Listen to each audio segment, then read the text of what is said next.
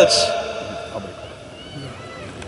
अब समझ रहा है, उसे षड्यंत्र समझ में आ रहा है, और धीरे धीरे क्यों ना हो अन्य लोगों में भी ये जागरूकता आ रही है। निराशाजनक बात बिल्कुल नहीं है, पर उसको जितनी तत्परता से वो लोग संविधान को मिटाने की कोशिश कर रहे हैं, हम नहीं उस गति से जा रहे हैं। हम सवाल तक नहीं पूछते, हम डरते हैं। मैं एम्प्लॉय हूं, मैं कर्मचारी हूं भाई, कुछ बोलूंगा तो शोकॉज आ जाएगा। सवाल पूछने चाहिए।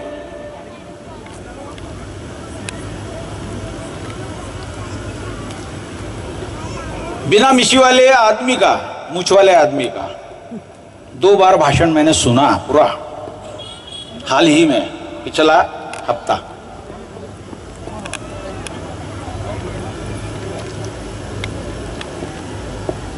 नौटंकी कर रहे थे, मिमिक्री कर रहे थे, बीच बीच में कुछ विचार भी परोस रहे थे जो जहरी है, जो समाज को दोफाड़ करने वाले विचार है,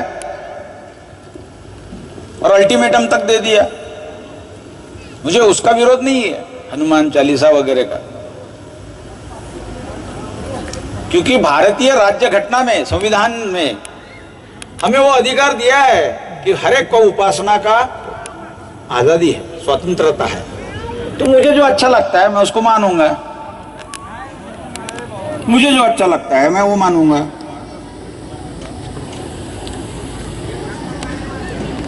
ये गंभीर बात है, और आपसे क्यों उम्मीद है? बाबा साहब को भी उम्मीद किससे थी? आज भी गांव देहात में बहुत कार्यक्रम हुए, मुझे पता है। जयंती उत्सव बड़े धूमधाम से मनाया जाता है बाबा साहब का। छोटे छोटे गांव में भी जुलूस वगैरह निकालते हैं। त्रिशरण पंचशील से प्रोग्राम शुरू हो जाता है, और फिर भीम गीत का कार्यक्रम, और रात भर चलता है, कहना चाहिए। यानी पार्टी आभारी है बीच बीच में।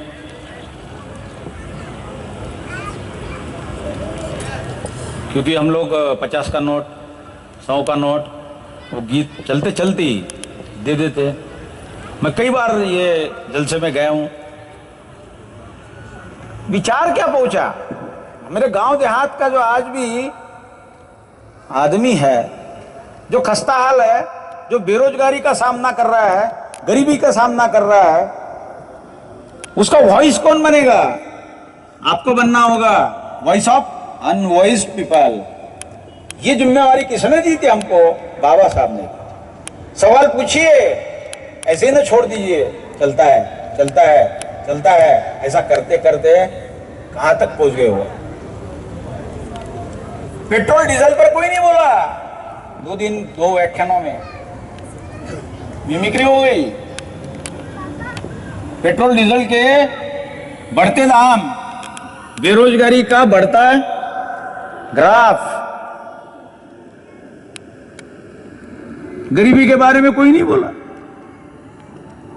अज्ञान के बारे में कोई नहीं बोला,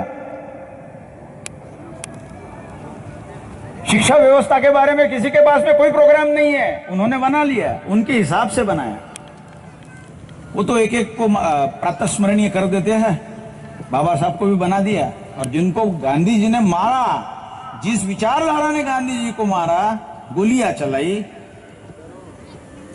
एक बूढ़े आदमी पर, निहत्थे आदमी पर, और उनका खून कर दिया, वही लोग प्रातस्मरणीय। यानी ये डबल स्टैंडर्ड है। बाबा साहब को 10वां अवतार बना दिया। अवतार बना देने के बाद में फिर उनके विचारों का लेना देना नहीं होता है। मैं थोड़ा ट्रैक छोड़कर जा रहा हूं, ट्रेन वैसे ट्रैक एकदम नहीं छोड़ती।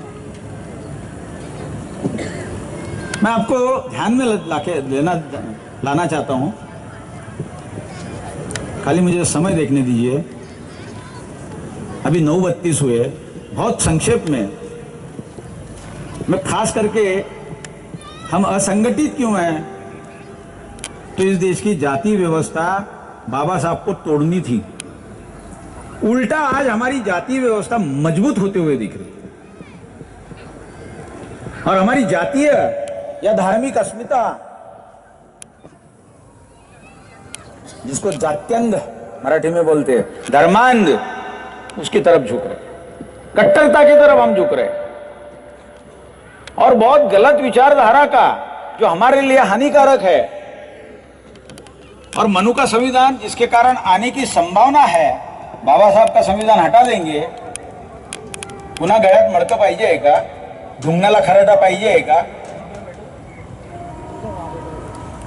पुन्हा तोच पंक्ती प्रपंच आपल्याला पाहिजे का, पुन्हा तोच अपमान आपला झाला पाहिजे का, की अवहेलना अपमान हे आपल्या वाट्याला आपल्याला नको असेल। हमें संगठित होना होगा। आपको लगेगा कि मैं संगठित, मैंने देखा कि बाबा साहब का प्रोग्राम था, अभी खचाखच भरा हुआ है, पर मैं जब आया था तो कुछ 5-10 महिलाएं यहाँ बैठी हुई थी और आयोजकों की जो कमेटी है उसके लोग यहाँ मौजूद थे। और हम धीरे धीरे आराम से खाना वाना खा के, नहीं अरे खाना यही है तो आज तो छुट्टी थी, आराम से हम आए, 10-10 कर आए। अरे प्रबोधन के प्रति हमारी रुझान क्यों नहीं है?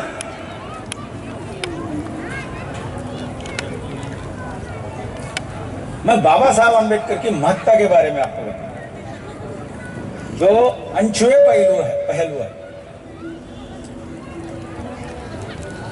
मैं बिहार जब गया था, गांव देहातों में व्याख्यान करता था, प्रबोधन करता था, क्योंकि मैं अखिल भारतीय अंधश्रद्धा निर्मूलन समिति में गए 35 साल से काम करता और उसी की तत्वावधान में 8-10 ग्रामों के प्रोग्राम का आयोजन वहां के लोगों ने किया। तो प्रबोधन करने का मौका बिहार में मुझे मिला। मोटरसाइकिल पर एक लड़का 12वीं पढ़ रहा था, उसे मेरे साथ उसको एस्कॉर्ट करके दिया, बोले आप मोटरसाइकिल से चले जाइए क्योंकि वहां तक जीप नहीं जाएगी, संकरा रास्ता है इस कारण। चलो हर्ज नहीं, कोई बात नहीं, कोई फर्क नहीं पड़ेगा, बैठ गया। अब मैं बातूनी आदमी हूं, जानकारी इकट्ठा करना मेरा काम है। मतलब यार, बाबा साहब अंबेडकर के बारे में आपकी क्या सोच है? रवि उसका नाम, हाँ मैंने सुना है उनको। देखिए क्या बोलता है, जो अछूत जाति से है, धम्म का स्पर्श भी उसको नहीं हुआ, वो कहता है कि महाराष्ट्र के दलितों के मसीहा थे। कितना लिमिटेड कर दिया बाबा साहब को। बाबा साहब समाजशास्त्री थे, बाबा साहब अर्थशास्त्री थे। इतना ही नहीं, कब बताएंगे हम लोग कि भाखरा नांगल की और हीराकुंड की योजनाओं में बाबा साहब का सहभाग रहा है, उनकी दूरदृष्टि रही है? नहीं जानते हम। शिवाजी उनका, बाबा साहब हमारे, ये कब छूटेगा? ये हम भूल जाते हैं कि बाबा साहब शुरुआत के समय में छत्रपति शिवाजी महाराज की जय ऐसा मायना ये लिखते थे ऊपर में, और फिर अपना पत्र लेखन करते थे। यहां तक कि मूक नायक और बहिष्कृत भारत में भी उन्होंने, क्योंकि उनको शिवाजी महाराज के प्रति बहुत आस्था थी। मैं उसका एक उदाहरण आपको दूं। संविधान सभा का काम जब खत्म हुआ, कॉन्स्टिट्यूएंट असेंबली का, तो पत्रकारों ने, और उस एक विदेशी पत्रकार भी उनमें था, सो बोले doctor Ambedkar, this is mammoth work, in a short time of period of time, how it is possible for you, एवढ्या कमी वेळात